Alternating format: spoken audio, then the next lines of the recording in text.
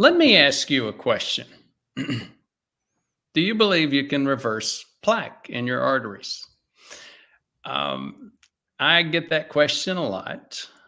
And if you look at some of our videos, our content, our most popular video tells my own story where I say, yep, I reversed my own plaque. In fact, when we get patients coming in, we get that all the time. Hey, doc, I want to reverse plaque just like you did. Now, we also get a lot of hater comments, and we're going to get hater comments today for two reasons. A lot of people say you cannot reverse plaque. And the other ones would say, you're talking about medications and their role in reversing plaque. So both sides of this debate are probably going to want to beat up on us a little bit. But you know what? This is not about whether we get beat up or not. This is about telling the truth as we see it. So go back to that video that we talked about, telling my own story. Jesus will show some of the information. We'll cover it again later. I actually showed the numbers. And again, I get comments like, one of them was a PhD in psychology. He said, my cardiologist is the best guy at Cedars-Sinai, and he says this is impossible. And yes, most cardiologists, internists, family practitioners will say, yeah, you can't reverse plaque. And in some ways, from some perspectives, you can see why I might agree with them on some pieces, but not all. It gets to what is plaque and what is plaque reversal. And we'll talk about how to define that in a few minutes. I'm not the only person that talks about reversing plaque. And, you know, when you look at my own credentials, I've got some fairly good credentials too. I started off as an ER doc, saw way too many heart attacks and strokes that coulda, woulda, should never have happened if the person had done the right lifestyle. So I said, you know what? It's not so much about a career. It's about helping people. If that's the case, then I need to go get some training. I was very fortunate to get into one of the best places. I ended up running the program in preventive medicine, training other doctors at Johns Hopkins. So I've got a little bit of background myself. I'm not the only one. Go back to the internet. We've talked about that before. The head of cardiology at a place called Harvard. You know, Harvard's supposed to be pretty good. We used to call Harvard the Hopkins of the North. And anyhow, the head of cardiology at Harvard published an article in Harvard's Men's Health. Going on 10 years now. And he said, yeah, of course you can see plaque reversal. He went on to say a couple of things that were actually very important, which we'll get to in a little bit later. He talked about what are the two times, the times that you're likely to see plaque reversal. And he mentioned, number one, people that have lost 30 pounds or more. And at that point in time, he referred to people that have been in concentration camps and lost a lot of weight. The other place, and again, if you're a statin hater, a drug hater, and most of us have a little bit of that. Close your ears for a second. But yes, I'm just relaying what he said, and there's some truth to that. People that have not been on statins before and have started statins. Those are the two places where you tend to see some reversal. It's very, very uncommon. When you look at plaque reversal, you got to realize that it's not common, but that's okay because plaque stabilization is very common, and it's what we recommend that our patients look at. But let's go back to the topic of plaque reversal, why it's uncommon, what this means, why this Harvard cardiologist's comment that we see it with weight loss and we see it with new use of statins. What has that got to do with this? Well, in fact, to understand it, we have to back up a little bit further and talk about what actually is a heart attack or stroke event. Most people think, here's the obvious logic. Plaque is this LDL junk that lines the inside of your arteries, and if it lines it far enough, then it just squeezes off your blood flow. That's not what happens. Well, I'll tell you another thing that is not what happens. The other concept is, well, if you if it's not just slowly squeezing off the blood flow like hair in a drain, then it's a chunk of it breaking off. A chunk of that plaque breaking off, flowing downstream and cutting off blood supply. That's not really what happens either. And you may be saying, well, Brewer, you're crazy. That's what happens. It's obvious and logical. Now, let me ask you a question if you're thinking that. If if it happens, if it's where the blood is slowly being squeezed off by that plaque, how many times have you heard it? Your cardiologist saying, "Hey, you're squeezed off to 1%. 99% of your blood flow is gone." If that's the case, why can't your cardiologist predict when your heart attack is going to occur? And here's the second mechanism, and here's the problem with the second mechanism. If it's a chunk of that plaque breaking off, why can't we predict where that's going to happen? We can't predict either one. You cannot predict when it's going to happen. You cannot predict where it's going to happen. So that makes us go back and think about, okay, what is the mechanism for heart attack and stroke? And again, if your doc is a cardiologist, and especially one that does stents, he may already understand this, probably does. It's not so much a chunk of plaque breaking off, and it's not really even squeezing like hair in the drain of a shower. It's inflammation. It's the other stuff. It's liquid plaque. If the plaque is liquefied, what we call hot plaque, it can go back through injured lining of the artery wall. And if it touches the liquid blood, it can cause a clot. A clot is what causes the heart attack. If the clot's big enough and it goes to the heart, stops enough blood flow to the heart, that's a heart attack. If the clot is big enough and it goes to the brain, stops enough of the blood flow to the brain, then that's a stroke. So that raises another question, doesn't it? So after we look at what actually causes heart attacks and strokes, and we realize it's maybe more related to inflammation than it is LDL, then we start thinking about, okay, what is inflammation?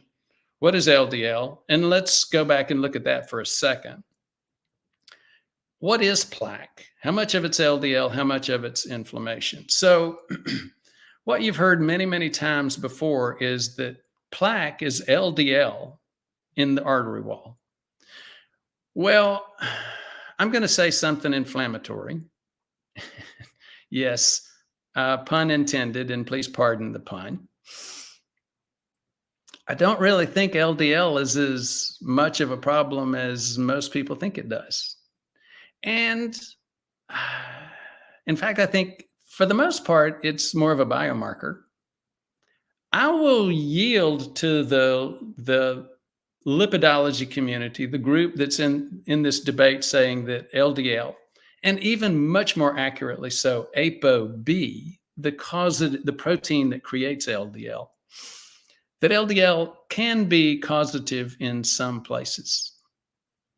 But I would say it's more of a bioindicator, and inflammation is a bigger deal. Now, this is not the first time we've heard about inflammation. It was a cover story on Time magazine over 20 years ago. Inflammation is the cause of heart attacks, strokes, cancers, etc. If this concept about inflammation in the artery walls is confusing to you, don't feel bad. The first time I heard about this was maybe 15 years ago. I had already had a long and productive career in prevention, including, as I said, running the program, teaching doctors prevention at Johns Hopkins. This inflammation thing was relatively, it's been around 20 years, not 40 or 50. And I couldn't wrap my head around it. Like so many things in life that's confusing, it's far simpler than you think. So speaking of thinking, let's think about something that'll help us understand what inflammation is. Did you ever get a bee sting and notice that it turned red? The area turns red, it itches, and it swells up. That's there's a the bee has injected some protein-based venom under your skin. Your immune system is reacting to that protein-based venom. It's sending immune cells. It's releasing things called cytokines. And pardon me for using that technical term. A cytokine is just like an alarm. And it's also bringing fluid. Let's unpack that just a little bit. And it will help us to understand what causes heart attacks, what causes strokes, and therefore it'll also end up helping us understand what plaque reversal actually means. It's a real concept. It really happens. It's very much associated with decreasing your risk for heart attack and stroke. But again, let's get back to inflammation and what it really is. So let's go back and look at another source of inflammation. Have you ever seen somebody with an abscessed tooth and their whole jaw is swollen up? It's inflammation. If you've broken a bone or sprained an ankle, you see it swells up. That's inflammation. And again, what is inflammation? Inflammation is sort of like, if you go back and think about it, your immune system is very much like a series of guards, a security system at a large community or a large military community. You've got guards that walk around the perimeter all the time looking to see if there's anything that's an invader or something that shouldn't be there. When that guard finds it, it sounds the alarm. When that alarm is sounded, a bunch of other guards come and look to see if they can help protect the community. That's exactly what happens with inflammation. And that's exactly what the immune system does. It sends guards around all the time. When something happens and it's not where it should be, then you get what's called inflammation. More guards come in, they sound the alarm, they send out those alarms, which I called cytokines a few minutes ago. So now that we've talked about that, we can understand much more clearly what plaque is. Again, cholesterol is a major portion of it. You've heard it multiple times. Small, dense cholesterol, oxidized cholesterol. Yes, when you go in and you dissect cholesterol out of somebody's arteries, when somebody dies, you do a dissection, you look at what's in their arteries, and it's plaque. Yes, cholesterol is a major part of it. But when it's inflammation as well, that's, again, what causes the major risk. So inflammation is those cells. It's those immune cells. It's what we call macrocytes. Again, another technical term, neutrophils, all different types of immune cells that have come, they've seen the offending agent. They've said, okay, hey, we've got a problem. Let's clean this out. Now, with cardiovascular disease, what's the offending agent? We will get a little bit deeper in that space in another video, a couple of other videos. But let's go back and ask the question, well, wait a minute, you said it was LDL, or somebody says it's LDL. Everybody keeps saying it's LDL, except you. Well, it's not just me. There's a lot of people that say, questions are coming up about LDL. In fact, if you look at a video that we published about 2 weeks ago, Dave Feldman, Nick Norwitz, those guys were very gracious. They gave us a private presentation of Matthew Butoff's presentation in a cardiology community a few weeks ago. That presentation is very, very important to this discussion and the discussion of what is cholesterol, what's plaque, how much of cardiovascular risk is created by cholesterol. Dave Feldman and Nick Norwitz both have shared they are what we call a lean mass hyperresponder. These are people whose cholesterol goes way up when they get metabolically healthy. What do I mean by metabolically healthy? They get to where I won't go too deep into this, but I will say this: their triglycerides drop, their HDL goes up, their cholesterol tests, their cholesterol panel, their lipid panel looks fantastic, except for one thing. Their quote bad cholesterol, LDL, shoots way up. In fact, they got 100 of these people. Out of that 100 people, their average was 272. That's huge. That's 1 in 1,000. And even though their average number was 1 in 1,000, it was, these people didn't have any more plaque than anybody else. In fact, they did a case control study. They looked at these groups. They looked at the other groups. Even though their LDL was a 1 in 1,000 level, they didn't have any more plaque than groups that had cholesterol at about 120. So that gets us back to this question of, okay, what is plaque? How do you reverse it? And is it cholesterol that's causing the problem? When you do what I do for a living, you get a lot of people that come in that have this problem. They drop their carbs, their metabolism improves greatly, but their LDL shoots way up. They go to their doctor says, you're killing yourself, you got to stop this. And they're saying, but I've never felt better in my life. So we deal with that a whole lot. You also get a lot of patients who have a thing called FH. That stands for familial hypercholesterolemia. Their whole family has cholesterol values 180 and above. So, but they may not be healthy. That's a different group. These are both groups, lean mass hyperresponder and FH patients, where LDL, quote, bad cholesterol can shoot way up. And I can tell you, we see tons and tons of those patients. That's why, given my experience, I'm much more concerned about metabolic health than I am LDL level. I do think that LDL at some point does create some of this problem, but not nearly as much as the lipidology community, for example, seems to think. Now, is this a storm in a tea kettle? Is this a silly argument between a bunch of academicians?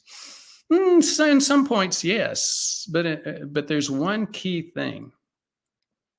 If the majority of heart attack and stroke risk is caused by LDL, or as Peter Attia, Thomas Dayspring, Snyderman, Alan Snyderman, those guys would say ApoB. I would agree with them. ApoB is a much more accurate way of looking at this. If you think lipids or cholesterol are causing the problem, the risk, ApoB is much more accurate. But again, the real debate is how much of the cause is from metabolic disease, how much of it's from cholesterol. One side would say it's mostly from cholesterol, but it can clearly acknowledge that metabolic disease is important. The other side of this debate, my side of this debate, would say, no, it's much more metabolic disease and a little bit cholesterol. Again, is that a storm in a tea kettle, or is it reality? Is there something important here? Here's what's important. And it runs right into the topic for today's discussion. If it's LDL or ApoB or lipids or cholesterol that causes most of this problem, then most of the US, most patients are correct when they assume, oh, I can fix this by taking a drug. That's not the case. You cannot fix this problem by taking a drug. Can drugs help? I've demonstrated that before with my own experience. I've shared it very openly. We'll share the numbers again. And again, don't be surprised if your doctor thinks it's impossible to reverse plaque. There's a lot of things that the majority of doctors don't know. For example, it's really clear, it's also been documented that 3/4 of the doctors in the US, meaning primary care docs, like family practitioners, like internists, even cardiologists, 3/4 of them don't know how to diagnose the number one cause of this problem, prediabetes. I used to make a living out of hiring, supervising, managing doctors. Doctors are good people. Like everybody else, they're busy. Most of us in the boomer community, half of our viewers are 55 and older. We don't have time for this debate to be cleared up on a public health policy basis. We've got to figure this out on our own and figure out what to do about it. Can drugs ever play a place in terms of reversing the risk associated with plaque? Yes. Can drugs ever actually result in some decrease in plaque? Yes. We'll talk about it today. So, Jesus, will you get started with some of the evidence that we're talking about? Definitely. We jumped right into the results. Let me go back a little bit, build some suspension. And thank you, Dr. Brewer, for the introduction. I'm going to echo something that people will say. Well, two things. One is, thank you, Dr. Brewer, because that's the summary of what we're going to talk about. That's kind of the bottom line at the beginning. And the next one is, well, tell us already which drug is it and if it works or not, right? So if we go through that, we're talking about Repatha, which is a kind of PCSK9 inhibitors. And these are kind of new drugs that have shown to have improvements basically on improving LDL levels. The way it works is it goes right into the liver and causes the liver to eat the excess of LDL particles, basically, if you want to see it that way, made simple. But there are other mechanisms that we're going to mention. And somebody on the comment section already spoiled the beans, as I say. But the idea behind these medications is that it can reduce LDL significant, and that's why it improves cardiovascular risk. That's on paper, right? And it's especially useful for people with something called familial hypercholesterolemia, which are people that, regardless if what they're eating, they have LDL levels above 300, even 500, which can be concerning. I mean, if you get a blood sample and you see all that fat on your blood, you'll be concerned. I mean, that's reasonable. So this medication has been used for those people and has shown significant improvements of LDL. But in this research, the authors said, well, it does improve LDL, but does that mean less cardiovascular risk? What is the impact of Repatha and this kind of PCSK9 inhibitor on plaque? So they decided to measure plaque on a group of people who were taking this medication. This is a randomized controlled trial. So they compared Repatha versus placebo on two groups that are kind of similar. And these are patients, 164 patients who recently suffered from a heart attack, and they were randomized to receive either Repatha or placebo for 1 year.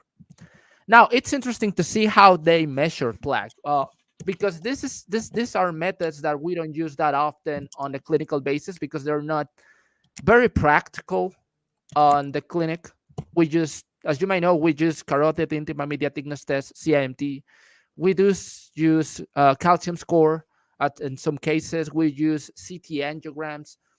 But they use two things, which is really interesting, and those are reliable ways to measure plaque, not just that practical, which are an optical coherence tomography and an intravenous ultrasound, which are high-level technology that are basically seeing the plaque from within the vessel. So it's a reliable method to measure plaque, not just so available for the clinical practice. So what this is the findings. They saw that the people who were taking or using the Repatha, which is an injection, uh, for 1 year, first the main result was minimum fibrous cap thickness. And what this means is that if, and we're gonna talk a little bit more about that, we always talked about soft plaque being the dangerous one, the one that can rupture and cause a clot. But we also talked about calcified plaque, which is the stable, the one that won't cause a heart attack, basically. But even within the calcified plaque, you have some levels. So you have the plaque that has a lot of calcium on top, which is the part that is in contact with the blood flow. The thicker that plaque, that calcium is on that plaque, the more stable it is.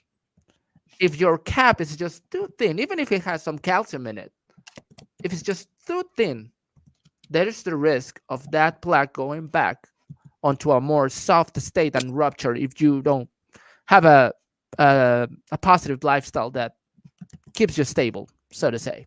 So minimum fibrous cap thickness is more dangerous than a thick cap. So what they saw in the people who were using Repatha is that those people who had a minimum fibrous cap actually increased and become more thick, more stable. Dr. Brewer, I just catch you on answering people's question. I can hear your keyboard. Sorry So, about that. I'll go gotcha, on mute. gotcha. And if I hear it, I guess everybody can hear it.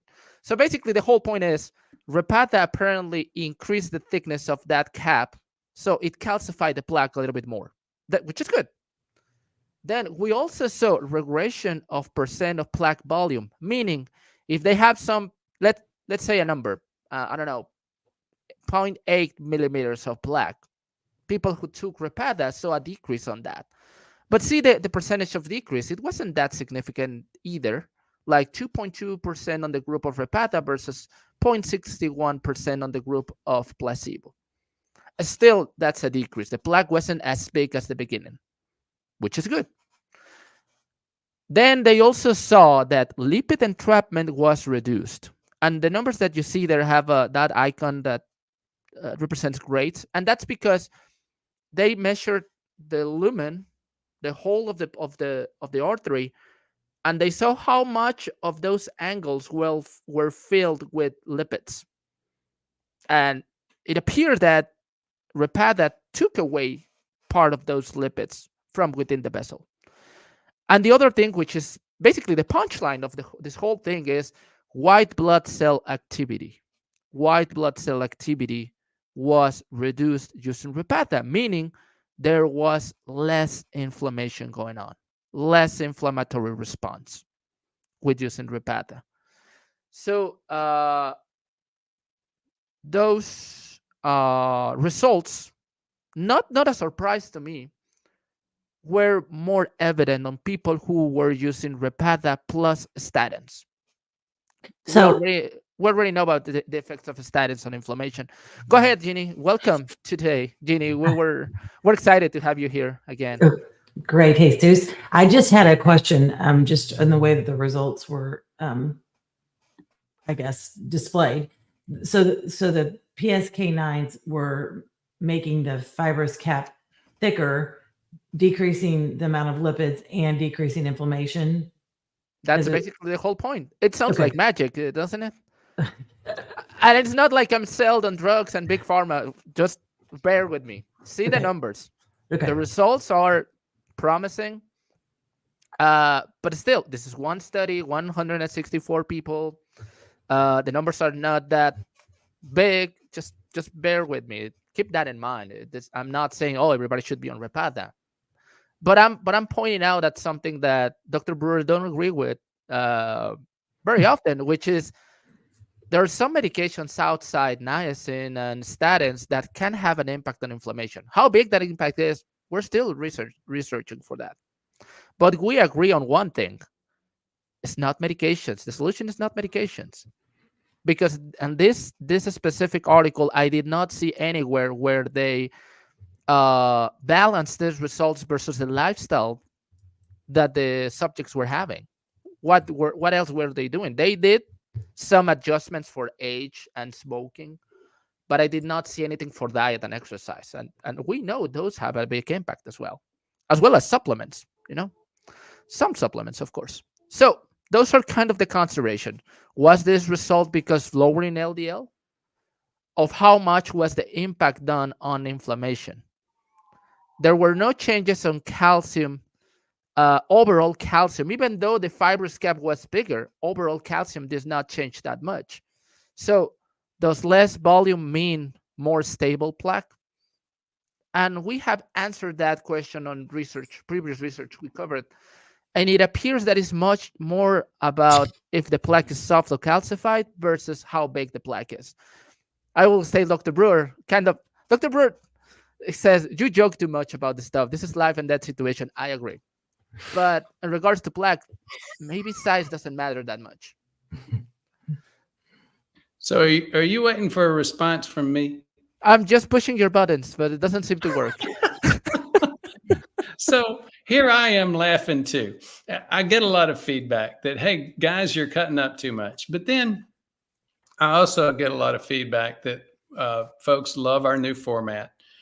You and I are working hard to get the content out early, starting not 20 minutes, not half an hour worth of back and forth. And in fact, I went back to our video on plaque reversal, the Bale-Denine things. And I got a little bit nauseated. I got very frustrated because I looked at it and it was half an hour before we got to the topic.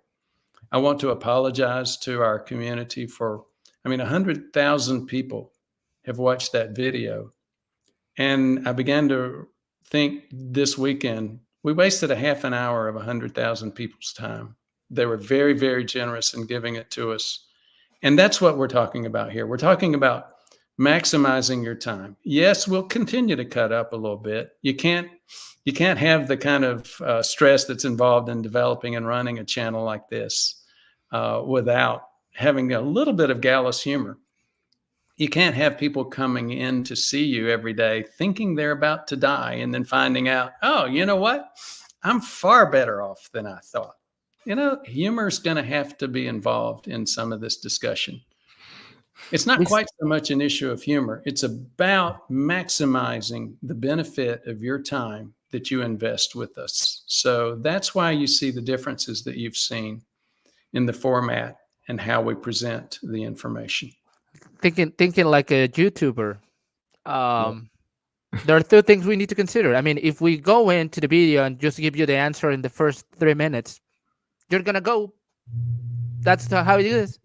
We want you to stay here, but we don't want you to stay here just because we want to provide life-saving information, which is what Dr. Brewer is doing at the first minutes, giving you context, trying to make you understand what the answer is about. Because if we just go ahead and say, oh, Repata reverses plaque, you're going to go with that idea without context, and that can be dangerous. Absolutely. You can push as much Repata as you want, but you're still eating Twinkies every day, not exercising. You're going to have a heart attack. You're going to say, oh, Dr. Brewer lied to me. He said Repata is the solution. That's not the case. So you need to consider that. And this is the bottom line that we have right here in regards to that. So Repata or PCSK9s, in this case, Repata specifically, might have an impact on plaque. We are not saying LDL and ApoB doesn't matter. Of course they matter. You have cholesterol on that goo that is below the plaque. So that's part of the component. What we don't agree that much is that high LDL, high ApoB is the sole culprit and cause of both heart attacks and inflammation. It is true that if you have lipids within your layer, you're going to have more inflammation. But you had all that stuff in there because of inflammation in the first place. So cardiovascular inflammation and insulin resistance are even more important as we see it, both with the evidence and the experience that we have with patients. And lifestyle is king. You can think about supplements, medications down the road, But the first step is to change the way you're eating and moving. And we are, I think we all can agree with that. Even the people who love to talk about ApoB as the sole solution, we can all agree that lifestyle and nutrition is more important, and it's the very first step. Dr. Brewer already touched on this. We're very excited about the best meal to clean your arteries, and this is the whole point. Dr. Brewer said, if you haven't seen that video after the live, go ahead and watch it. It's actually like more than 200,000 views right now. Dr. Brewer goes like for 30 minutes explaining what is this about. It's a good summary of cardiovascular prevention. And then he goes to the punchline, which I won't spoil today. And we know reversal of plaque it's a big topic. Most popular video of Dr. Brewer is about that. How did he achieve that? So if you want to see the numbers, go there. We're gonna cover that again in the near future. But if you haven't seen that video, go ahead and watch it. It's just only 12 minutes. Back when Dr. Brewer was more concise. and again, we're going to change topics. We have really exciting topics on the next month. But this is about supplements as well. natto has some impact in there. Are we saying natto is the solution? No, we're not. We're just saying those are tools that you can use to improve your health. And going back to Dr. Brewer's comment about reversing plaque, what is plaque reversal at all? Do you want to shrink the volume of your plaque? Is that the solution? Or you want to take away inflammation, build some calcification that is healthy, heal your plaque, as I like to say. So the best thing we see is, the most common thing we see is people coming to the practice and saying, oh, I just got a calcium score. It's over 500, over 400. And the doctor basically told me I'm going to die. And in the future, my risk is really high. I need to get a stent. And I'm scared to death.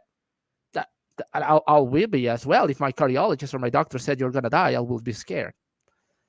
And we quote this article a lot. And I wanted to revisit it. This study included 189 participants. And they compared people who had different levels of calcium score, especially those who had a calcium score of more than 1,000, which is a big number. That's just the way that calcium density appears on the study. The higher the density, the higher the calcium. And if you see the description of the calcium score, the higher the calcium score, the higher the risk. But we're not so sure about that. So for 2.5 years, they follow up those patients. And the chart, I'm showing charts, so bear with me just a little bit. But basically, the chart, what it's showing is the amount of cases that happen on people who had high levels of calcification versus the percentage of cardiac events, heart attacks that happen on people who had less calcification and more soft plaque. And basically, what we saw is that people who had calcium score of over 1,000 actually had less levels of low density plaque, meaning soft plaque. And overall, patients who suffered heart attacks had more soft plaque than they had calcified plaque, which is the whole point, stabilizing your plaque. And there's a process to go through that. If you already have calcium in your arteries, there is a possibility that you have soft plaque. We need to measure that. That's why we use CIMTs. And when that's not available, maybe a CT angiogram that's done properly who reports soft plaque. But if you have a high calcium score and you know that you don't have that much soft plaque, that gives you the perspective of the real risk you are in and what's the probability of you having a heart attack. You can still have a heart attack with calcified plaque, yes, but the risk is way, way less than if you have soft plaque going around. That's the whole topic. Dr. Brewer, Jeannie, any comments, something that we need to add? You're on mute, Dr. Brewer. So a couple of points. I never got to the point of what I think actually happened on my my calcium and some of the plaque reversal stories that we've shared before. On mine, we showed the numbers by CIMT. And as you and I discussed, we really didn't have time to do it today, but we will do it again a little bit later. Now, a lot of people can say, well, that was on a CIMT. That's garbage in, garbage out. That's the reason that those aren't included in the American Heart Association standards committees. I'll acknowledge that. Most CIMTs are garbage in, garbage out. But again, I'd go back and say, look, I spent years as an epidemiologist at Hopkins. I know how to look at a study. This study was very clear. There were a series of them. I was getting them every month, and there was a clear, straight line. There wasn't a bunch of variability that you would see in that kind of study. But let's go back and say, okay, let's don't even look at CIMT. Let's look at calcium score. People would say, you can't mess up a calcium score. Well, you actually can, but it's very, very hard to mess up a calcium score. Have you got anybody that reversed their plaque using calcium score? Yes, 2. And again, a fellow named John, a fellow named Jerry, both of them shared their story on the channel. It's very difficult to mess up a calcium score, and you clearly, there's no subjectivity at all.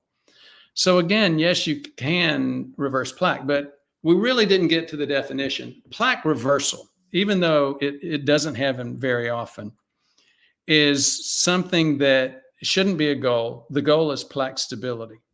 When I reversed my plaque, what actually happened? Did I actually pull out cholesterol, small dense LDL? Probably not. What I probably did was pull out immune cells, macrocytes, lymphocytes, leukocytes, and most of all, that fluid that goes along with inflammation. That's why we went into some of the detail of what inflammation is under your skin that you can actually see. You get that under the lining of your artery walls as well, swelling. And once you stabilize that, some of us even show decreased fluid. That's probably what that meant. Do we know that for sure? No, the information's just not clear enough yet at that point. We do know for sure that some people have, quote, reversed their plaque. Is that really important? No, that's not really important. As Jesus and I've been saying multiple times during this show, what is important and what is clearly attainable in almost every case is not so much reversal of plaque by studies like CIMT, calcium score, CT angiogram. That really shouldn't be your goal. Your goal should be stabilization, getting rid of that inflammation. And how do you do that? Well, yes, we presented a couple of times. Niacin can help, like some supplements. Low-dose statins can help. Even Repatha and some of the PCSK9s can help. But the bottom line is, you can't out-prescribe a lifestyle. You can't out-supplement a lifestyle. And in lifestyle issues, diet is king. You can't outrun a diet. You can't out-supplement a diet. You can't out-sleep a diet. You can't outlift or exercise a diet. Diet is king. So I saw one of the comments, one of the individuals said, look, I've got FH, but I'm too poor. I can't afford a PCSK9. That really shouldn't be seeing that a PCSK9 is the answer should not be the takeaway. Again, should not be the takeaway from this video. By far and away, the biggest item is lifestyle, and the biggest item in lifestyle is diet.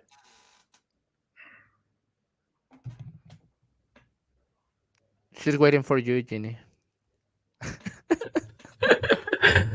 I think it's well said, Dr. Burr, and I think that's what we talk about all the time. And I did see some comments about what diet do you recommend, and the thing about diet is we always encourage our patients to tailor that diet to their CGM and what affects them and how it affects them.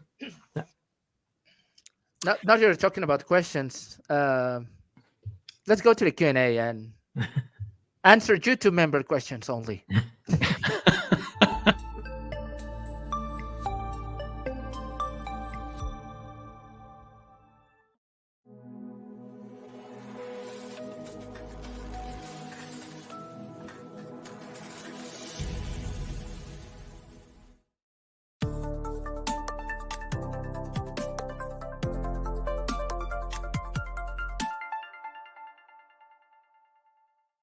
Q&A thing.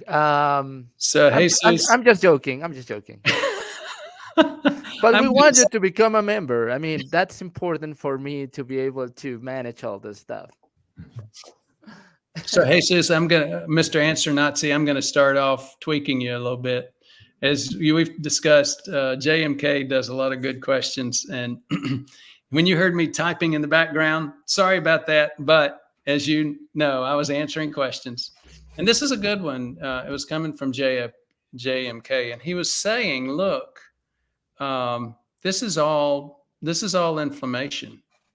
The PCSK9s don't impact inflammation, and therefore they're no good.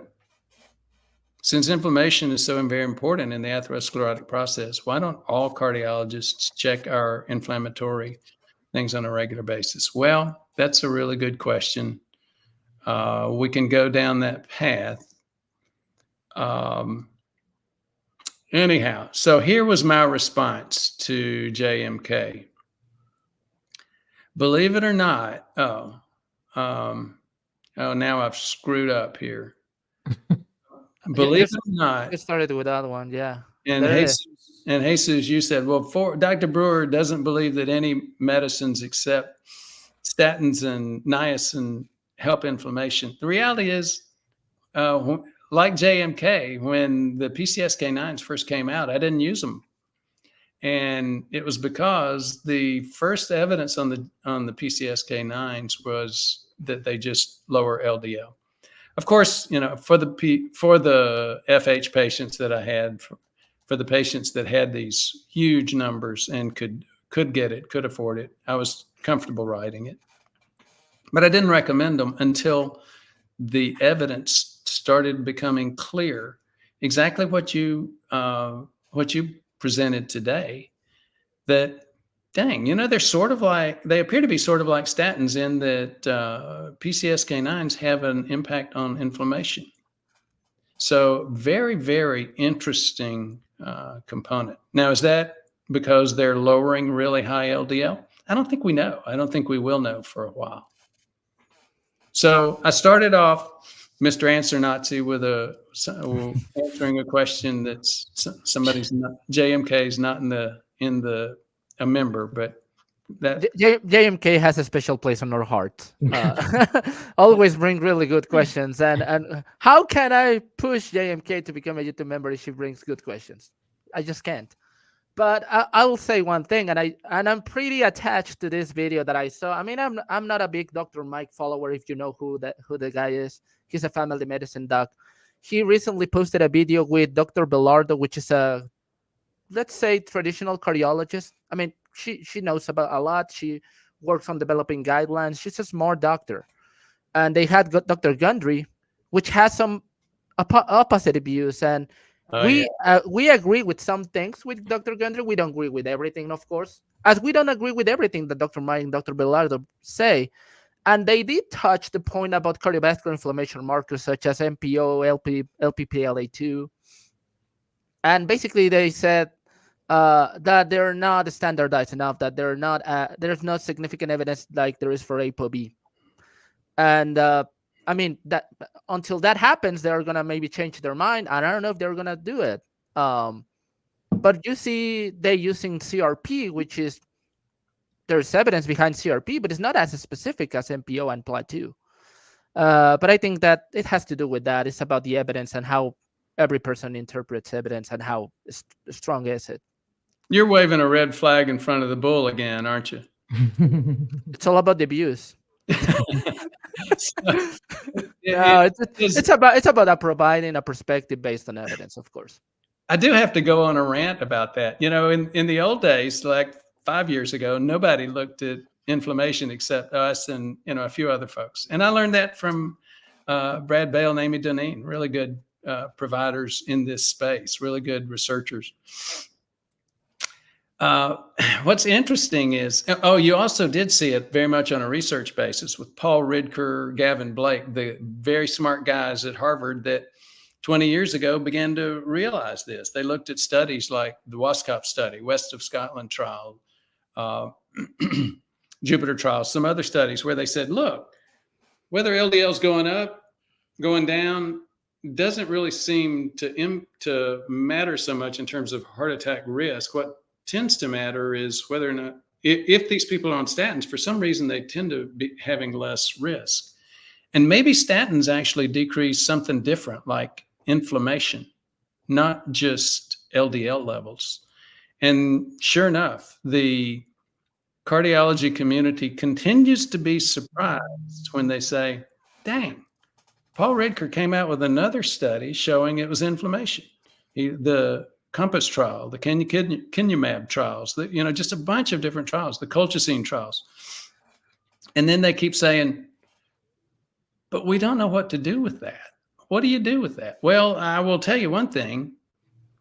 If that is the reality, it wipes out the entire stent industry, or 90% of it. Stents can be life-saving, but only 10% of stents are done in a life-saving context associated with the heart attack itself. 90% are done to prevent a heart attack, and this really makes it clear that's not what's going to do it. So now, when you start getting a lot more information out there about inflammation, then you start seeing more and more doctors. 5-10 years ago, I never talked with a doctor or the patient's doctor who actually knew anything about or believed anything about inflammation. Now, 80% of them do. They say, yeah, we did a CRP. CRP, as you just pointed out, is very problematic. I can see why Paul Ridker and Gavin Plaque would use it on studies, including tens of thousands of people. But when the study is you, a patient of one, N of one, you really, you don't have the flexibility of large numbers. You have to know what's going on. So we look at a lot more than that. We look at microalbumin creatinine ratio. We look at whether or not you're spilling microproteinuria, whether or not the kidneys are healthy, whether or not the lining of the artery wall is letting protein pass through. Because if it's letting protein pass through into the urine, it's probably letting cholesterol pass through into the artery wall. And we're also looking at other things like myeloperoxidase, LPPLA2, things that Jesus has mentioned a couple of times already in this video. Definitely. So let's go to the YouTube members to honor them. Brad, if someone initiates all the lifestyle protocols, diet, exercise, sleep, stress management, while taking the Ozempic, will this help that person not rebound the weight after discontinuing the drug? Very good question, because there is a lot of controversy on Ozempic. Any of you have a comment on that? Well, I will say, I think you saw the patient with me yesterday where this is happening yet again. We have plenty of our patients. We have, the standard, the GLP-1s, Ozempic being the first, the big one, have been so successful at managing diabetes and even more so weight loss and weight management that they are now the drug to hate. And, I hate every drug too. I hate statins, I hate GLP-1s, and, I hate going out and running sprints, but I still do it. We have plenty of patients who start off with GLP-1s like Ozempic, get their lifestyle in order, and then don't have to take it anymore. They go to like every other week, then every 3 weeks. So yes, I don't think that our patient population is what you normally see in the rest of the United States or the rest of the world either. Our folks tend to come to us already having lost 30 pounds, being in a very, very different journey. Jesus, Jeannie, any comments about that question? Well, I think that, the success of some of the GLP-1s, and they are successful when there's lifestyle changes. And that's the big factor. They might help get that under control. And then as people go forward, a lot of our patients, they want to see their labs every 3 months, and they want to see the journey continue, and they want to optimize everything they're doing. And that's what we show them. So I think we give them tools to be successful. And I think that makes a huge difference. Yep. And I'll double double down on Dr. Brewer's comment. The patients that I see when I support the visit with Dr. Brewer are way different than the ones I have in Mexico. The patients that I have in Mexico are at the beginning of their journey. They're just Mhm. understanding that they need to start exercising, that they need to start changing their diet, and I start working with that first. The patients that go see Dr. Brewer, see Jeannie, see Heather at our practice already done the hardest part, and they're just hit a plateau and want to know what else they can do, which is a different place to be. Yeah, and And I think if the the group that you're seeing and the group that the younger generation, if they would start implementing this stuff now, then they wouldn't be in a place of trying to figure out how not how to reverse plaque. They can avoid building up plaque if they can start to exactly, figure it out. that will be the ideal. Of course, Mhm. having calcified plaque is more safe or safer, but it's safer not to have any. Absolutely. Definitely, we'll agree with that. And Yeah. to Brad's point, my perspective is people who get a rebound is basically not because they quit Ozempic and it's Ozempic's fault. I believe they probably had a rebound because they're not changing their lifestyle. I don't know. Well, to the I'm not saying the whole population. I'd love to go a little bit deeper on the research and see what I can find. Well, also to that point, we have people come to us that are already on Ozempic and some of the GLP ones, and still have not achieved their goals. And then they get the riot act, the bad news from us that it's not just a medication. You got to Mhm. make the changes. If I can say something, the main thing that I see on people struggling losing weight is high levels of insulin. Yeah, I think it's a more than big hormonal 90% issue. of the people we see is I cannot lose any more weight. I'm stuck in 140 pounds or something. And it's like, well, your insulin is just too high. And that's the thing we need to work on. Even if you're doing low carb, sometimes you need to do something else to improve that insulin value. So let's jump. Rick Folia, is there a test to tell if you're a poor methylator of B12? There are two tests and that I'm aware of. One, you can do the genetic testing for the MTHFR, also known that the MTHFR gene, or you can just measure your homocysteine levels. High homocysteine levels are very um, pretty much associated with poor methylation. Anything to add on that? I have a bad MTHFR. I wish I could say I was a bad MTHFR, but I do. As I've mentioned before, I worked with a human genetics lab, and so I was able to get testing for free. I don't recommend going in to get that testing. The things that you hear about poor methylators and the T677 or I can't remember the name of the specific SNPs, the specific genetic variations. They're real, and they do cause problems. They cause problems with cleaning up oxidation, and I don't recommend trying to get the genetic tests. Just take methylated B complex vitamins, and they're very easily available. You can access them in a bunch of places. Chris Linky. I have been low carb and doing intermittent fasting for a long time, lost over 100 pounds, but I still have more to lose. My blood sugar is over 140 every morning. Is there anything I can do or just give it more time? I see multiple things there that are interesting to address. I'm gonna address one and let you handle the other ones if you see one. We just mentioned insulin, so I'll be curious to see what levels of insulin are going around.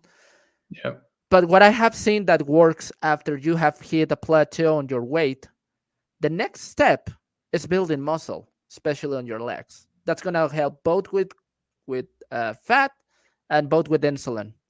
Doing high intensity interval training and even reassessing your low carb diet, because sometimes low carb diet you can have some stealth carbs going around, which are just carbs that you're not aware you're eating, and that's kind of part what I will say. I don't know if you want to add something, Dr. Brewer, Jeannie. Not from me. No. I think you No. said it well. Okay, I'll say about the 140. It's not unusual to see people who's fat adapted to have fasting high levels of blood glucose, but more than just the fasting value, the blood glucose over time during the day is more important. I will also say that meets one of the criteria for full diabetes, a fasting glucose over 125. Yep. Yeah, that's true as well, and that might Right. be very well the reason why losing fat is being an issue. It goes back to insulin again. Yep. Rick Folia, supplementation does fix it for me. I think he's talking about methylation issues, but I want to know if the reason I eat supplement is poor methylation. I eat lots of B12 foods, so I wouldn't think I would need supplement. Well, there are two things on the methylation, and we can cover that again later on. Yeah. Your traditional B12 supplement or even B12 foods may or may not contain methyl groups, which are the thing this is about. It's not so much about the B12. It's important, of course, but it's more about the methyl groups. So there are different presentations of supplements as well for that. Can I go back to an old hackneyed joke? What Jesus is trying to say is methyl. People now hate that. I don't know why. Yeah, It's a really good joke. He's not saying menthol. So, methyl, Menthol? not menthol. Not Did menthol. Did I say menthol? No, I said that because He one said time Dr. methyl. Brewer told me I said menthol. Mentos. Methyl, not menthol, but methyl. And let me go back and do just some basic science behind this. What happens is, if in your local garage where they work on your car, they call it rust. It's oxidation. And in your high school chemistry lab, you call it oxidation. In your high school chemistry lab, the opposite of oxidation is reduction. Oxidation is adding an oxygen molecule. Your Boy Scout calls it burning, adding an oxygen molecule. The way to reverse that is adding a hydrogen molecule. Oxygen and hydrogen together form H2O or water. So you put out the fire with it. Now, we have that process going on in our body. More primitive organisms like yeast that makes beer, for example, they get 6 energy units out of a glucose molecule. We get like 36. And the reason is we're using oxidation. That's why we have hemoglobin with iron in it, and that iron is carrying oxygen. We're adding oxygen to that molecule. So therefore, we can get much, much more energy out of it. So it gives us an advantage. But like so many things in life, every answer creates a whole new set of questions. Every advantage creates a whole new set of disadvantages. There are some disadvantages with this higher burn capacity that we bring, this oxidation. And think about it. It has to do with our mitochondria, the heaters of our cell, the furnaces of our cells, the things where we get our energy. I've got some 66-year-old mitochondria in there, theoretically. When's the last time you saw a 66-year-old furnace? It's got holes in it. You got embers lying around. We got the same thing here. We burn up our mitochondria somewhat. How do we douse the fire, clean that mitochondria up? Well, autophagy is a big deal. Yes, we want to just chew that up, build a new mitochondria. But before you can use autophagy to recycle that mitochondria, you got to douse the fire. Now, unlike high school chemistry class, our cells don't really use hydrogen. In fact, there's a big industry, and it's called the supplements industry, and you hear the term antioxidants. Vitamins A, vitamin C, vitamin E. Those are the big antioxidants. What? Multi-billion-dollar industry. Our body doesn't really do it that way. Our body does it differently. Our body uses methyl groups to combine with that oxygen to slow that down and douse the fire.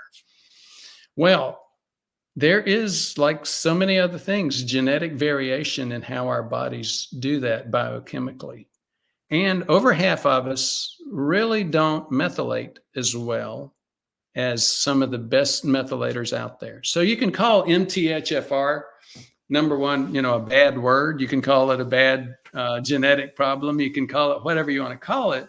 But people that have MTHFR variations, like myself, don't methylate as well. And therefore, we don't decrease that oxidation as well. What's the number one disease process creating oxidation in our body? Prediabetes, diabetes. So it's a vicious combination of having prediabetes, diabetes, highly oxidative state.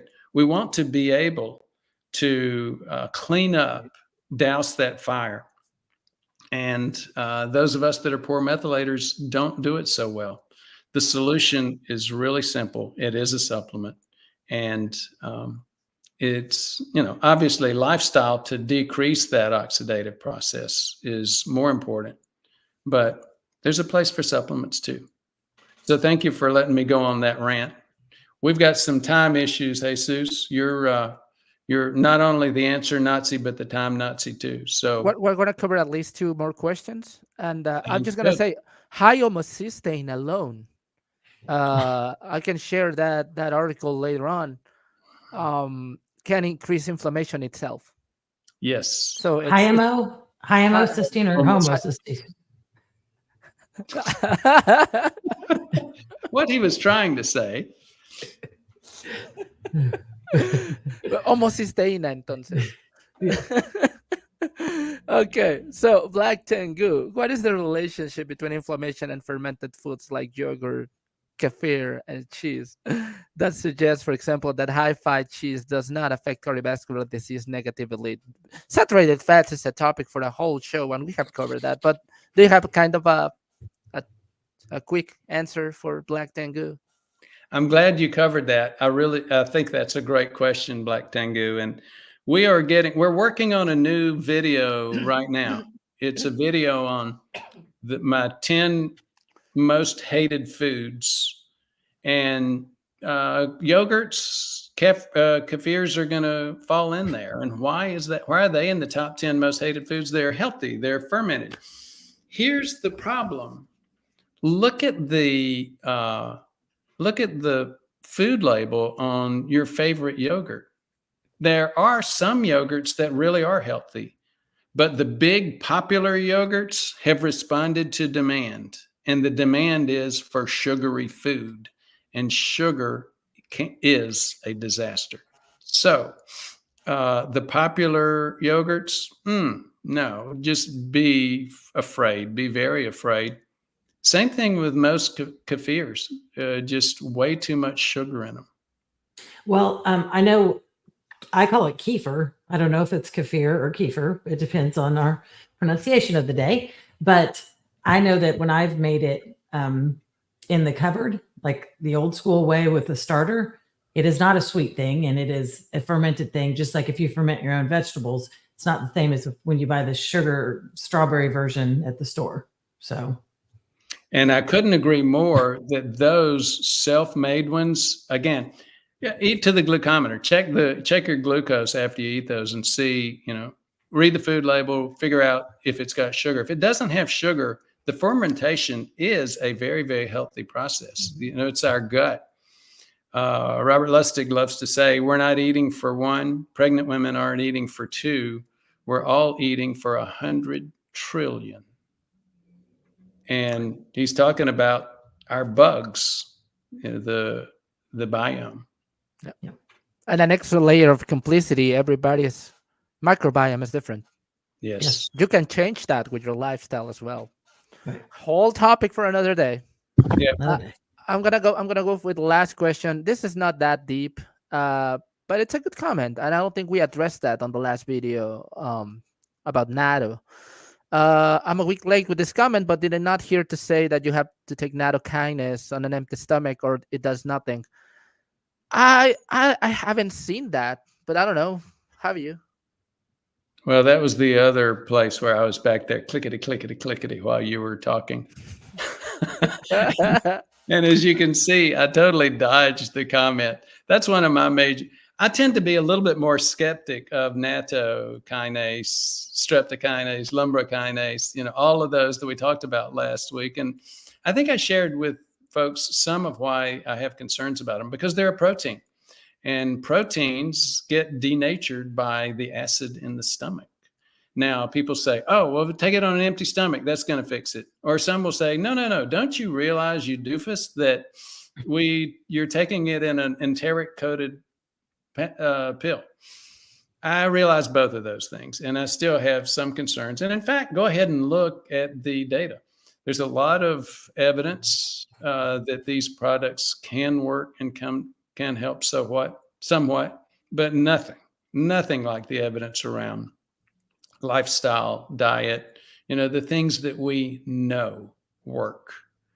Nattokinase, lumbrokinase, serrapeptase, all of those are in much more of a fringe area, at least by my review of the evidence. And I hate to say it because I know I'll get beat up, but you know what? You don't come on here and speak your truth unless you're ready to get beat up.